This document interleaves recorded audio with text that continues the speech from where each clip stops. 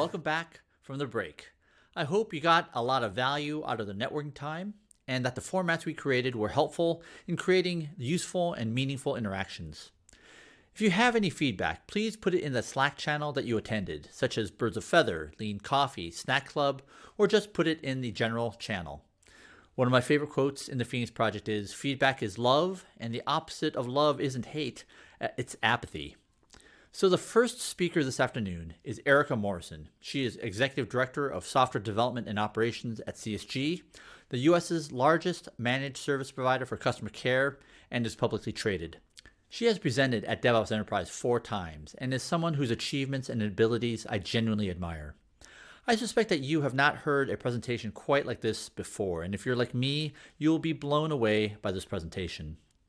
When she told this story to a group of us last year, you could have heard a pin drop because it was so riveting, heart-wrenching, and lays bare problems that almost all of us have faced in our career. She provides learnings and teachings that will get the attention of anyone who has had to fix production incidents under extreme pressure. I trust that after watching this presentation, you will feel compelled to explore how incident command might help your own organizations. Please welcome Erica. Hi, everyone. I'm here today to talk about getting back up when you've been knocked down and how we turned our company's worst outage into a powerful learning opportunity. Real briefly, before I get into that, a quick background on CSG. We're North America's largest SaaS-based customer care and billing provider. We do work in the revenue management and digital monetization space, supporting customers such as those you see on the top of the slide here. We support over 65 million subscribers with a tech stack that really runs the gamut, everything from JavaScript to mainframe. We've been fortunate enough to get to share our DevOps journey over the last several years at DevOps Enterprise Summit.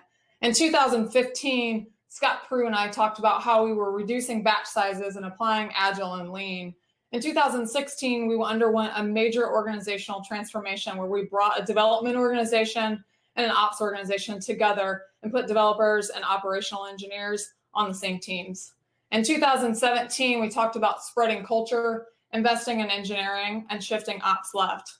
And then in 2018, I presented with Joe Wilson. We talked about adding more automation, shifting security left. And then finally, in 2019, Scott shared our story on continuing product modernization. He'll be sharing this story and a continuation of it later in the conference.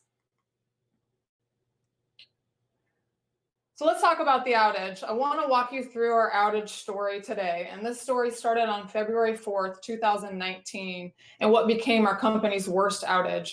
If you say 2.4, as this outage came to be known internally, people know exactly what you're talking about.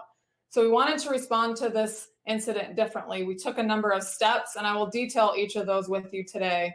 They included incident analysis, rollout of incident management system, and a number of other operational improvements, which resulted in a lot of learning for our organization. And we also learned that despite how it feels at the time, failure like this doesn't have to be permanently catastrophic. It's really how you respond to that failure that will ultimately shape your organization. So as for the outage itself, it ended up being 13 hours in duration when all was said and done. It started abruptly with little to no warning, and large portions of our product were unavailable during this entire time. I remember getting paged in the middle of the night, and as the early troubleshooting started, I remember thinking we still have a couple hours until the start of business on the US East Coast, which is really when traffic starts to substantially ramp up and the pain to our customers increases. Little did I know that not only would we not have service restored by the start of business, we would struggle to get it restored by the end of the business day. Troubleshooting was particularly interesting on this call. We were largely troubleshooting blind. We had problems accessing our tools that we would normally use to troubleshoot this sort of issue. Things like our system health monitoring information, server access, all those were hampered by the exact same issue that was affecting our production services. Every outage call tends to be a little bit chaotic. This one was particularly so, with the number of vendors and customers involved. At one point, we had 6 different bridges going on trying to resolve this issue. And then as the day went on, we would come up with different theories. We would have to work really hard to implement them because of all the tool access problems. And then we would actually see a little bit of relief. Things would look a little bit better for a few minutes, only to have them start really not working again. And so as you get your hopes up each time, and then you'd have them crushed each time, and as the hours started to pass, this just really started to result in a feeling of helplessness. So as we went through the day, we started taking more and more drastic action. Obviously, we were able to eventually resolve this. We did this by killing VLAN by VLAN. And when we killed one particular VLAN, pretty much instantaneously, traffic patterns started looking normal and we knew we were onto something. So it would actually take us a couple days. We were very fortunate we were able to reproduce this in a lab. And so that allowed us to understand what had actually happened here.